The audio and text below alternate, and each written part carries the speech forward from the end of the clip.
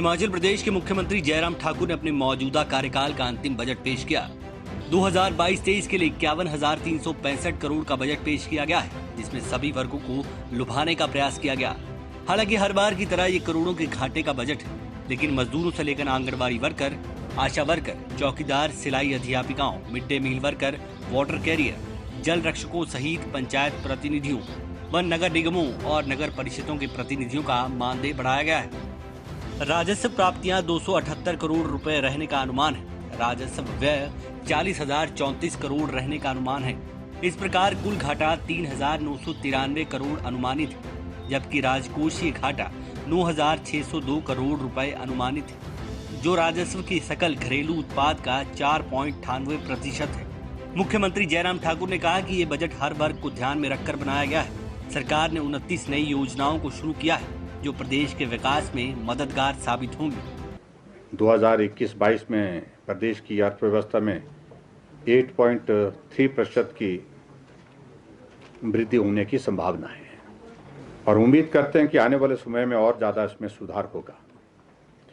हमारा इस बजट का फोकस हमने पहले दिन से ही पहली कैबिनेट की बैठक में जो सामाजिक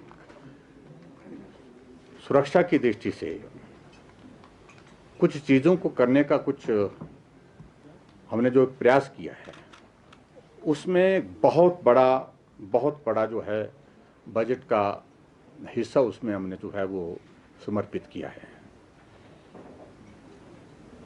और सबसे बड़ी बात तो ये है कि 60 साल की आयु के ऊपर सभी को अब आय सीमा में छूट के साथ पेंशन का प्रावधान करने का हमने इस बजट में घोषणा की है। विपक्ष के नेता मुकेश अग्निहोत्री ने बजट को राज्यपाल के अभिभाषण की तरह झूठे आंकड़ों का मायाजाल करार दिया। उन्होंने कहा कि कोविड-19 में जब अर्थव्यवस्था धरातल पर पहुंच गई, तो फिर हिमाचल की अर्थव्यवस्था में 8.3% वृद्धि का अनुमान कैसे लगाया जा सकता है। सरकार कर्ज की बैसाखियों के सहारे चलेगी।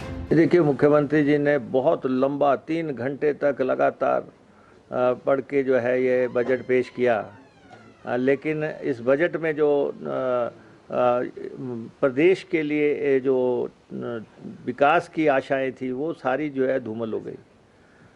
और चुनावी साल है, चंद चुनावी घोषणाएं या लुभावनी घोषणाएं जो कि करने के अलावा प्रदेश के जो लोग जिनकी निगाहें इनके ऊपर लगी हुई थी और उनके बारे में तो ये बजट पूरी तरह साइलेंट है।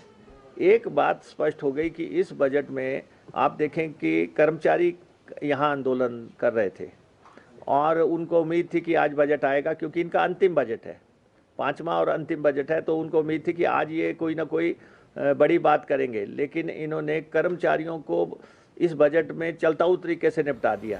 2022-23 का यह बजट इसलिए भी खास माना जा रहा है क्योंकि इस साल के आखिर में चुनाव हैं और ये मौजूदा सरकार का आखिरी बजट है। बजट में कईयों को तोहफे मिले तो कईयों को नाराजगी हाथ लगी। युवाओं और बेरोजगारों को भी नौकरियों का दावा तो किया गया है, लेकिन चुनावी साल में नौकरियों की क्या स्थिति है ये किसी से छिपी नहीं है। आंकड़ों के मुताबिक घाटे के इस बजट से सरकार एक तरफ से कर्ज चुकाने के लिए कर्ज लेगी। शिमला से पी चंद, समाचार फर्स्ट।